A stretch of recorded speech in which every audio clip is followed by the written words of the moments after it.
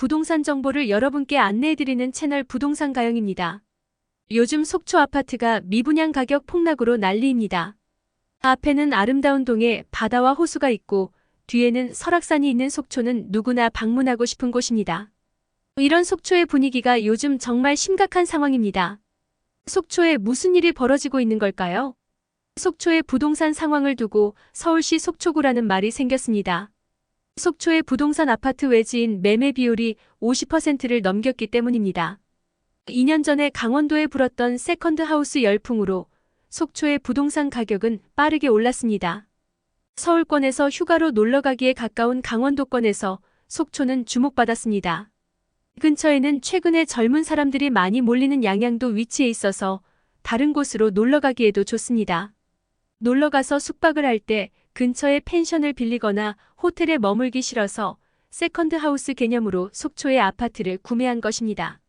하지만 지금은 분위기가 차갑습니다. 실물 경제도 최악인 상황입니다. 고유가 고물가로 인한 경제 불황으로 놀러가는 사람들도 많지 않습니다.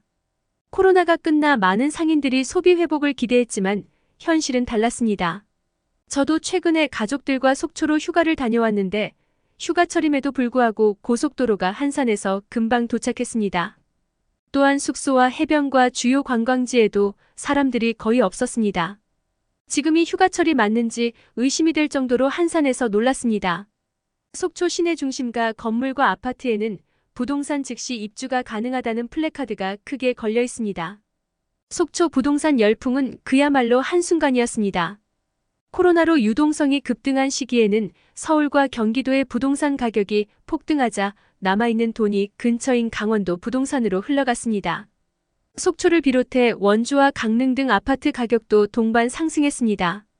그 당시에 강원도 동네들의 외지인들의 아파트 매매 비율이 무려 50%를 넘어서면서 서울시 서초구라는 말도 생겼습니다.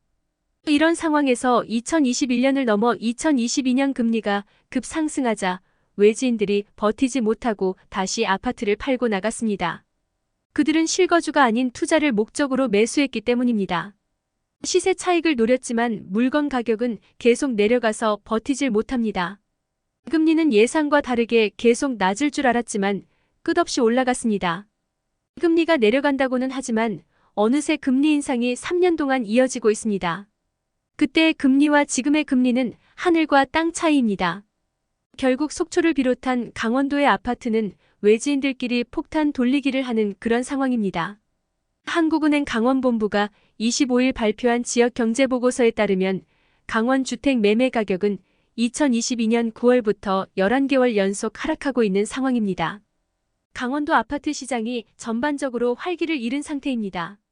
강원자치도 내 최고 집값 타이틀을 가졌던 춘천의 아파트 시장도 마찬가지로 12개월 연속 하락하고 있는 상황입니다. 예전에는 프리미엄을 주고 구매했던 아파트의 가격이 지금은 거의 반토막이 난 상황입니다.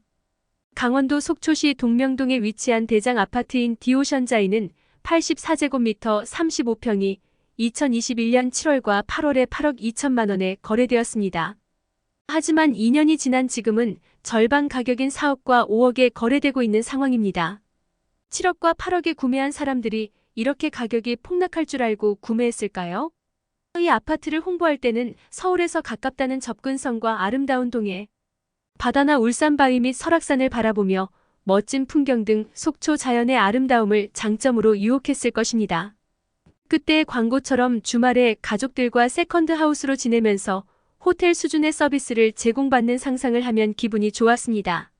사용하지 않을 때에는 전문 운영업체에서 알아서 내 집을 운영해서 나에게 추가적인 수입도 가져다 준다고 하면 혹하지 않을 사람이 없습니다. 과연 어느 누가 혹하지 않을까요? 기업들은 이런 장점들만 내세워 광고로 하기 시작했습니다. 서울 강남 판교 곳곳에 분양사무소를 차려놓고 외지 투자자들을 모집했습니다. 많은 사람들이 이런 광고에 현혹되어 본인이 전 재산과 대출까지 연끌해서 수억 원씩 투자를 했습니다. 그리고 현재는 피눈물 흘리고 끝난 상황입니다. 물론 돈이 아주 많아서 여유가 있는 사람들에게 세컨드 하우스는 문제가 되지 않습니다. 하지만 대다수의 월급쟁이 평범한 일반인들에게는 이 투자금은 피땀 흘려 모은 전 재산이고 노후를 책임져줄 소중한 퇴직금마저 포함되어 있습니다. 이 돈을 잃게 된다면 도저히 회복 불가능할 수 있겠죠. 이런 개인들의 돈이 지금 속초에 이미 몰려서 폭탄이 터지는 투자가 되어버린 셈입니다. 문제는 이뿐만이 아닙니다. 계속되는 부동산 아파트 공급이 물량 부담을 심화시키고 있습니다. 금리가 높아서 사람들이 매수를 하지 않으니까 아파트 분양을 사람들이 받지 않는 것입니다. 서울 경기도의 분위기도 차가운 상황에서 속초 같은 강원도는 더욱 심각한 상황입니다. 분양시장에서 신규 단지들이 미분양 줄이기에 힘쓰고 있는 모양새입니다. 2022년부터 이어진 분양가 할인에 이어 중도금 무이자 대출 등 여러 금융 혜택뿐만 아니라 최근에는 출산 지원금까지 지원해준다는 단지도 등장했습니다. 현대엔지니어링이 강원 속초시 금호동 일대에서 분양하는 힐스테이트 속초는 1차 계약금 1,000만 원 정액제에 중도금 60% 전액 무이자 등의 혜택을 내걸었습니다. 수요자들의 선택을 받기 위해서 파격적인 여러 금융 혜택을 주겠다며 홍보하고 있습니다. 그런데도 부동산 시장 분위기는 좋지 않습니다.